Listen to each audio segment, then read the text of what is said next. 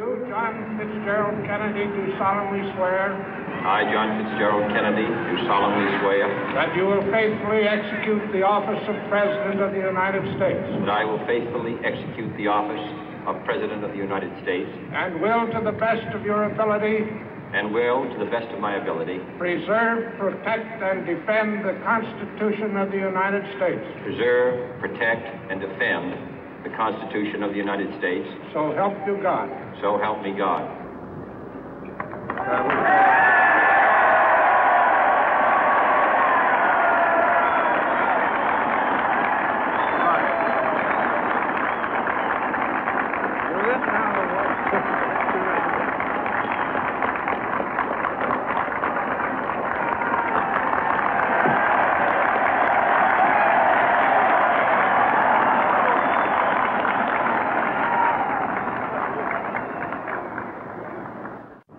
Vice President Johnson, Mr. Speaker, Mr. Chief Justice, President Eisenhower, Vice President Nixon, President Truman, Reverend clergy, fellow citizens.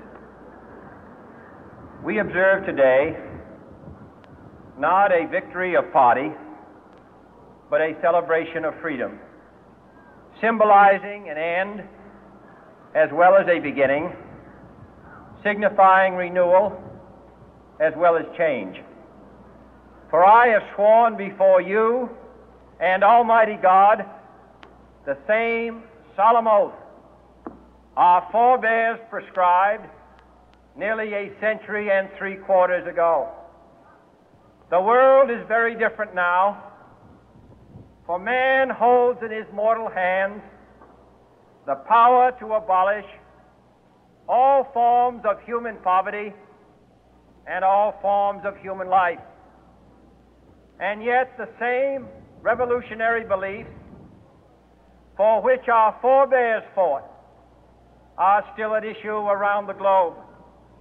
The belief that the rights of man come not from the generosity of the state, but from the hand of God. We dare not forget today that we are the heirs of that first revolution.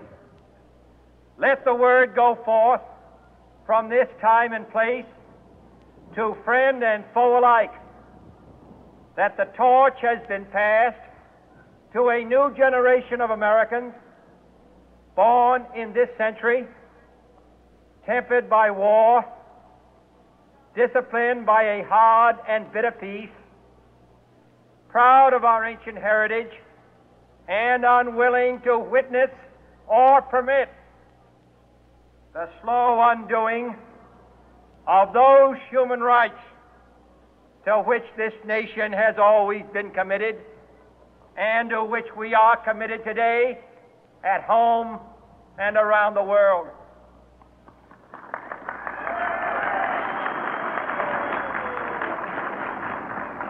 Let every nation know, whether it wishes us well or ill, that we shall pay any price, bear any burden, meet any hardship, support any friend, oppose any foe to assure the survival and the success of liberty.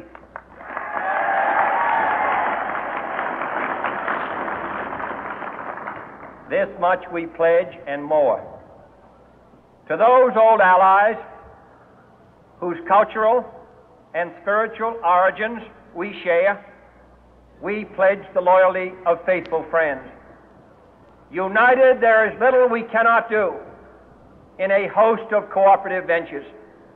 Divided, there is little we can do, for we dare not meet a powerful challenge at odds and split asunder.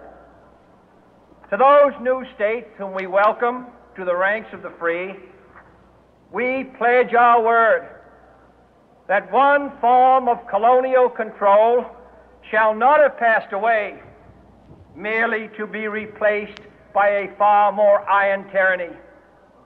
We shall not always expect to find them supporting our view, but we shall always hope to find them strongly supporting their own freedom, and to remember that in the past, those who foolishly sought power by riding the back of the tiger ended up inside.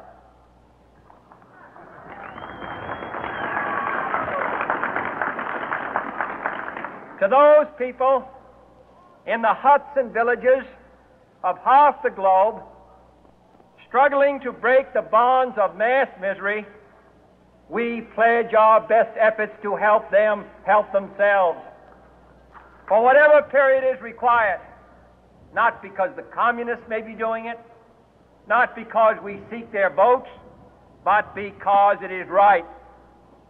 If a free society cannot help the many who are poor, it cannot save the few who are rich.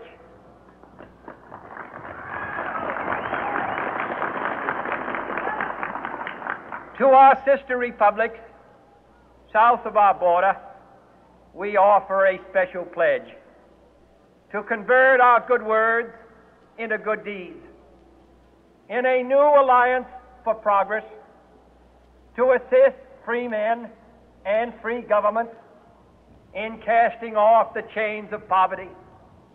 But this peaceful revolution of hope cannot become the prey of hostile powers. Let all our neighbors know that we shall join with them to oppose aggression or subversion anywhere in the Americas. And let every other power know that this hemisphere intends to remain the master of its own house.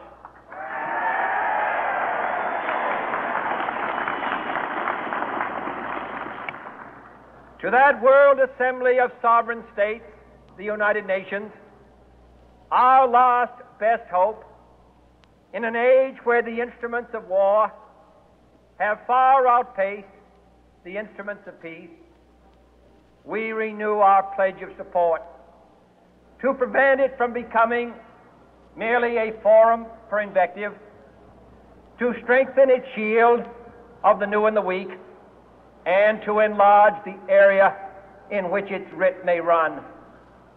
Finally, to those nations who would make themselves our adversary, we offer not a pledge, but a request that both sides begin anew the quest for peace. Before the dark powers of destruction, unleashed by science, engulf all humanity in planned or accidental self-destruction, we dare not tempt them with weakness, for only when our arms are sufficient beyond doubt can we be certain beyond doubt that they will never be employed.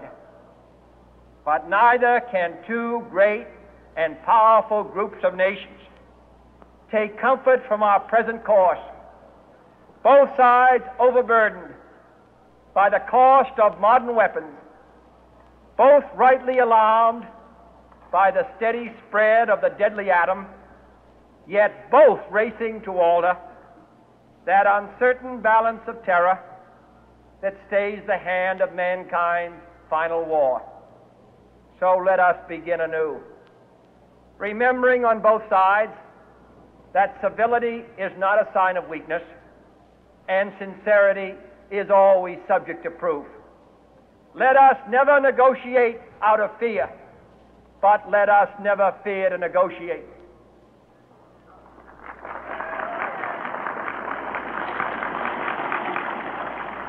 Let both sides explore what problems unite us, instead of belaboring those problems which divide us.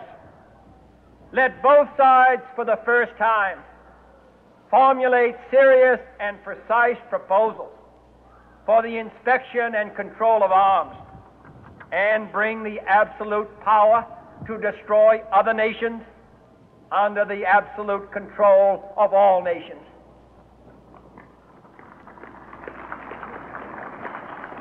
Let both sides